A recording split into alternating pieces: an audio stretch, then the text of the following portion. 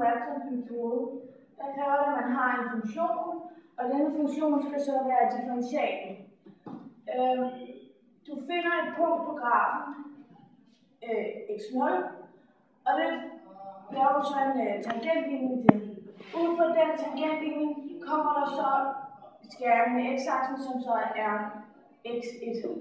Derfra tager du så et nyt punkt, P1, og P1, der laver du så en tangent igen, og der kommer så endnu en skæring med x-aksen, og sådan kan du så fortsætte til du tilnærmer dit skæringspunkt med x-aksen. Nu. Vi vil nu bevise tangentens ligning. Vi har skrevet tangentens ligning op her, og den hedder y er lige med f af x0 plus f mærke af x0 gangen med x minus x0. Og det vi sætter som ligning er lige med 0 for at finde den skæring med x-aksen. Og det vi starter med at gøre, det er, at vi starter med at trække f af x0 fra på begge sider ledsagn, så vi får den her ligning fra. Og så dividerer vi med x mærke af x0. Og så får vi den her ligning. Og til sidst så isolerer vi så x, så vi får x er lige med x0 minus f af x0 divideret med f mærke af x0. Og det vi forklarer på grafen her, hvor vi har grafen, og vi kan se, at vi har punktet her, x0, som går op til et punkt på grafen. Den tangent går så ned til et nyt punkt, x1, som vi så går op til et nyt punkt på grafen, som så går ned til et nyt punkt, x2. Og på den måde, der nærmer vi os hele tiden grafens skæring med x-aksen. Og heroppe har vi så skrevet Newton-Raphsons formel ned, som hedder x af n plus e er lige med xn minus f af x0 divideret med f mærke af xn. Hej. Når man arbejder med Newton-Raphson-metoden, så kan man løbe ind i en række. En af de mange problemer, man kan løbe ind i, ser vi med et godt eksempel her.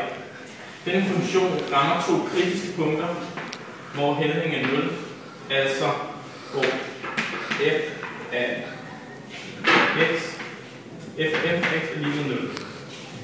Og hvis man kommer ud fra sådan en, så kan man risikere, at man gætter med en startværdi på enten her eller her.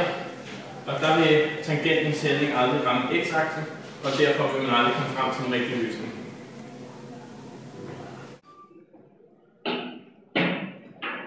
Det andet problem, vi kan støde ind i, er, når der ikke er nogen nulpunkter. Hvis vi så har vores startværdi her, så går vi op og finder tangenthældningen, som går ned til her. Og så vil vores metode så forsøge at finde en bedre løsning her, men den kommer aldrig nogensinde til at finde den rigtige løsning. Så i virkeligheden kommer vi bare til at ramme alle mulige forskellige x-værdier. Det andet problem, man kan støde ind i, ser vi på den her graf. Her har vi en funktion, som har et kritisk punkt, som selvfølgelig også er et problem. Men udover det til venstre for kritisk punkt er der et skæring med x-aksen, mens til højre er funktionen asymptom med x-aksen. Det vil sige, hvis man vælger en startværdi, der er til venstre for, så får man et rigtigt svar. Og hvis man vælger en startværdi, som enten er på et kritisk punkt eller til højre for, så vil metoden blive ved at lede efter en løsning, men aldrig nogensinde finde en rigtig løsning. Hej igen. Et sidste problem, vi kan støde på, er, hvis vores gæt er et uheldigt gæt.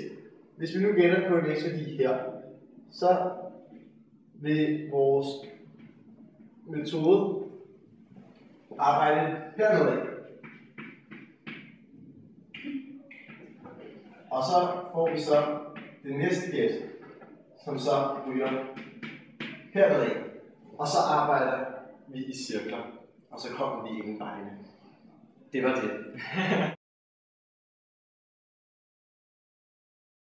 Hallo. Er I klar?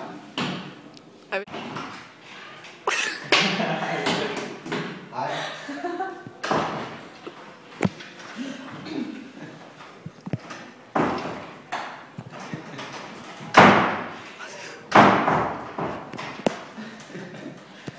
Et andet problem.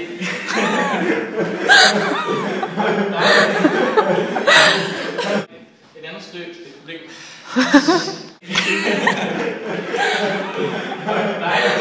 Det skal meget fremad. Hej, mit navn er Møllen. Det er mit fodsvødet. Blodsved og... Nej, Jan Cæsar.